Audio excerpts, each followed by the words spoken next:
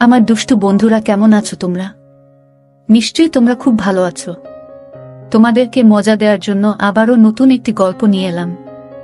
আজকের গল্পটি খুবই মজাদার হতে চলেছে। আমি শিওর বলতে পারি গল্পটি শেষ পর্যন্ত শুনলে তোমাদের দাঁড়িয়ে যাবে। তাই ভিডিওটা শুরু থেকে শেষ পর্যন্ত দেখার অনুরোধ রইল। তাহলে কথা না বাড়িয়ে এবার আসল ঘটনা আসি। আমার নাম ইমন। আমার বয়স 22 বছর। কিছুদিন আগে আমি বিয়ে পাশ করেছি। আমার মায়ের নাম শিরিন জাহান আর আমার বাবার নাম তৌকির খান। বাবা মা, দাদি এবং 4 বছরের ছোট বোন আরিফাকে নিয়ে আমাদের ছোট্ট সংসার।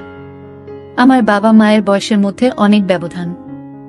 আমার বাবার বয়স 59 বছর আর আমার মায়ের বয়স মাত্র 36 বছর, কিন্তু আমাকে দেখলে কেউ বিশ্বাসই করবে না যে আমার মায়ের 22 বছরের একটা ছেলে আছে আর 4 বছরের একটা মেয়ে আছে।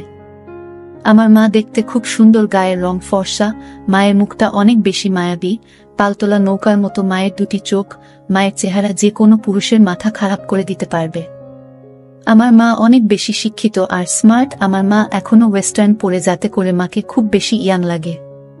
আমি কোনো দিন আমার মাকে নিয়ে কোনো খারাপ চিন্তা করিনি, বরং আমি আমার মাকে অনেক বেশি ভয় পেতাম। একদিন সোমবার আমরা সবাই বাসায় যে যার মতো, হঠাৎ করে মায়ের কাছে একটা ফোন আসলো আর মা হাউমাউ করে কাঁদতে লাগলো। পরে জানতে পারলাম যে আমার বাবা একটা রোড অ্যাক্সিডেন্টে মারা গেছে। বাবার মৃত্যুতে আমরা সবাই ভেঙে পড়ি। বাবা মারা যাওয়ার 3-4 মাস পরে আমরা সবাই স্বাভাবিক হতে শুরু করলাম। কিন্তু সমস্যাটা হলো যে আমার বাবা মরার আগে সব সম্পত্তি আমার নামে লিখে দিয়েছিলেন। তারপর থেকেই আমার দাদির সমস্যা যে আমি যদি অন্য কাউকে বিয়ে করি তাহলে আমার মা ও আমার বোন অসহায় হয়ে যাবে। তাই আমার নানি ও দাদি মিলে একটা বুদ্ধি বের করল। তারা একদিন আমাকে ডেকে বলল, দেখো, আমরা একটা সিদ্ধান্ত নিয়েছি যা তোমাদের মেনে নিতে হবে। আমি আর আমার মা চুপচাপ শুনছি। হঠাৎ করে নানি বলে উঠল, আমরা চাই শিরিন, তুই আবার বিয়ে করো, কারণ তুই এখনো অনেক বেশি জোয়ান, তোর জীবন পড়ে আছে। তোর মেয়ে এখনো অনেক ছোট আর তোর মেয়েরও বাবার দরকার আছে। মা চুপচাপ শুনছে। তারপর আবারও নানি বলে উঠল যে, দেখ শিরিন, আমরা অনেক ভেবে এই সিদ্ধান্ত নিয়েছি যে ইমনও এখন বড় হয়েছে, কিছুদিন পর ওকে বিয়ে দিতে হবে। তাই আমরা চাই তুই আর অন্য কাউকে বিয়ে না করে ইমনকে বিয়ে করো। মা বলল, তোমাদের মাথা ঠিক আছে? ইমন আমার ছেলে, ওকে আমি জন্ম দিয়েছি, ওর সাথে আমার বিয়ে কিভাবে হবে? এটা অনৈতিক আর পাপ। আমরা জানি যে এখানে কিছু সমাজের নিয়ম আছে, কিন্তু নিয়ম একটা সময় যে চেঞ্জ করতে হয়। মা তাই বলে নিজের ছেলেকে দিয়ে। তোমরা এটা ভাবতে পারো কিভাবে? আমি কোনোদিন এই পাপ কাজ করব না। তারপর নানি আর দাদি অনেক জোর করল আর হুমকি দিল যে আমরা যদি এই সিদ্ধান্ত মেনে না নিই তাহলে তারা এই বাড়ি ছেড়ে চলে যাবে। মা হাউমাউ করে কান্না শুরু করল। আমি চুপচাপ বসে আছি। আমার বলার মতো কোনো ভাষা নেই। তারপর দাদু আর নানু মাকে বোঝানো শুরু করলো যে, দেখ, তোকে মরার আগে সবকিছু ইমনের নামে করে গেছে।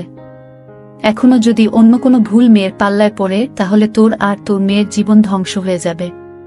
তোর মেয়ের কথা চিন্তা করে রাজি হয়ে যা। মায়ের কান্না থামে না। আমি তো অবাক, কারণ আমি মাকে নিয়ে কোনোদিনই সেভাবে কিছু ভাবিনি। তারপর দাদু আর নানা অনেক বোঝানোর পর মাকে বলল যে, দেখ, তুই মেনে নিবি, তা না হলে আমাদের সারা জীবনের জন্য হারাবি। মায়ের কান্না থামে না। তারপর আমাকে দাদু নানু জিজ্ঞেস করল, তোর কোনো আপত্তি আছে? আমি দাদু আর নানুকে অনেক ভয় পেতাম, তাই তাদের উপরে কোনো কথা না বলে চুপচাপ করে রইলাম। অনেক জোরাজুরির পর তারা মাকে রাজি করালো। তারপর যে যার রুমে চলে গেল। আমি রুমে গিয়ে ভাবছি, এটা কিভাবে সম্ভব? আমার জন্মদাত্রী মায়ের সাথে আমার বিয়ে। মানুষ কি বলবে? আমি আমার বন্ধুদের মুখ দেখাব কিভাবে? মাথায় অনেক কিছু ঘুরতে লাগলো। নিজেকে কোনোভাবে স্থির রাখতে পারছিলাম না। আমি আমার মাকে অনেক ভালোবাসতাম আর সম্মান করতাম। আমি কোনোদিন আমার মাকে নিয়ে খারাপ কিছু চিন্তা করি নাই। তো আমার জন্য আর মায়ের জন্য এই ব্যাপারটা মেনে নেওয়া অনেক কঠিন ছিল। আমাদের বিয়ের কথা ঠিক হওয়ার পর থেকে আমি মায়ের সামনে যেতে লজ্জা পেতাম।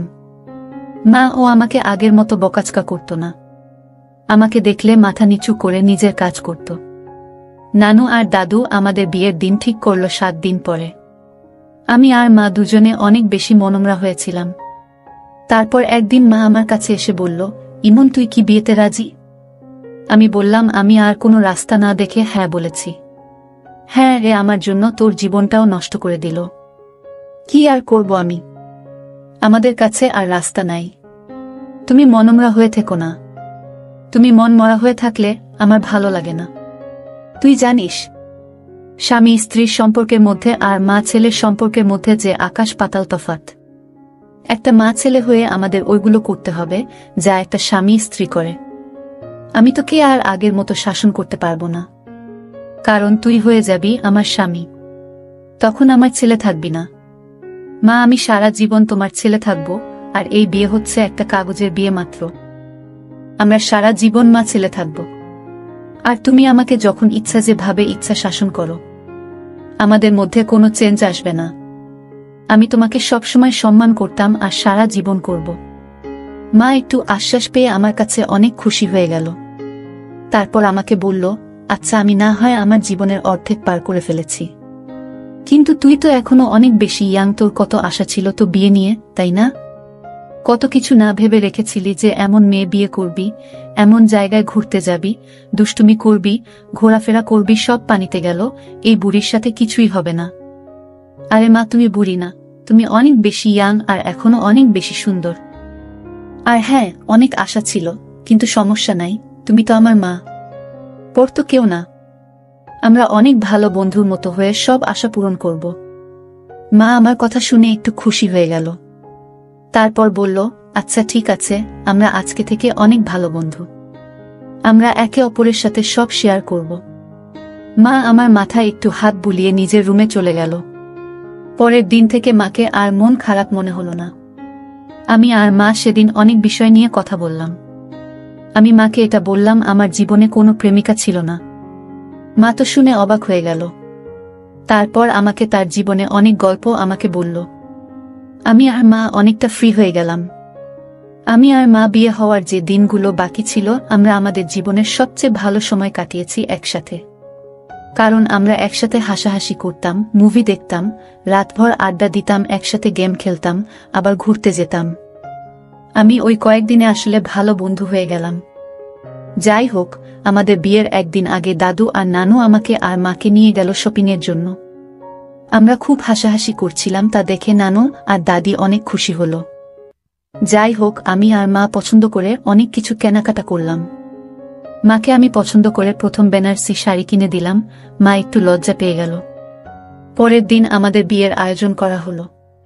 কিছু মানুষকে ডাকা হলো। যাই হোক, মাকে দাদি আর নানি মিলে রেডি করে দিচ্ছে। আমি গোসল করে শেরওয়ানি পরে নিলাম। তারপর নিজের রুমে অপেক্ষা করতে লাগলাম। একটু পরে দাদি এসে বলল, কাজী সাহেব চলে এসেছে। এই কথা শোনার পর থেকেই আমার বুকটা কেমন যেন থরথর করে কাঁপা শুরু করে দিল। কারণ আজকে আমার বিয়ে হতে যাচ্ছে, তাও আবার আমার নিজের মায়ের সাথে। আমি খুব বেশি ভয়ে ছিলাম। রুম থেকে বের হয়ে দেখলাম মা আগে থেকে টেবিলের মধ্যে বসে আছে। মা বেনারসি শাড়ি পরেছে, মাথায় কাপড় দিয়ে রাখছে, হাতে হালকা গয়না পরছে আর হালকা মেক আপ করছে। মাকে আসলেই সুন্দর লাগছে, একদম ঠিক যেন নতুন বউয়ের মতো। আমি গিয়ে মায়ের পাশে বসলাম আর কানে কানে ফিসফিস করে বললাম, মা, তোমাকে অনেক সুন্দর লাগছে। আমার কথা শুনে মা একটা হাসি দিল। তারপর কাজী সাহেব আমাদের বিয়ে পড়ানো শুরু করল। কাজী জানত যে আমরা মা ছেলে, তারপরও অনেক টাকার বিনিময়ে বিয়েটা পড়াচ্ছে। যাই হোক, আমরা দুইজনে কবুল বলে ফেললাম। আমাদের বিয়ে হয়ে গেল। আমরা মা ছেলে থেকে হয়ে গেলাম স্বামী স্ত্রী। যে নারী আমাকে পেট ধরেই পৃথিবীতে এনেছে, সে কিনা আমার বিয়ে করা বউ হয়ে গেল। দাদি আর নানি তো অনেক খুশি, আমাদের আশীর্বাদ করলেন। তারপর বাকি মেহমানরা আমাদের আশীর্বাদ দিয়ে রাতের খাবার খেয়ে চলে গেলেন। তারপর আমরা সবাই খাবার টেবিলে বসে খাচ্ছি। ওই সময় আমার বোন আমাকে বলল, ভাইয়া, আজকে কার বিয়ে হলো? তারপর দাদি আরিফাকে কোলে নিয়ে বলল, আরিফা, আজকে থেকে তুমি ওকে বাবা বলে ডাকবে। ও ছোট মানুষ মাথা নাড়িয়ে হ্যাঁ বলল। আমাদের খাওয়া দাওয়া শেষ করে আমাকে নিয়ে তার রুমে গেল। আমি আমার রুমের দিকে যেতে লাগলে দাদি আমাকে বলল, ইমন, আজকে থেকে তুমি নতুন জীবন শুরু করেছ। তোমার মা এখন তোমার বিয়ে করা স্ত্রী।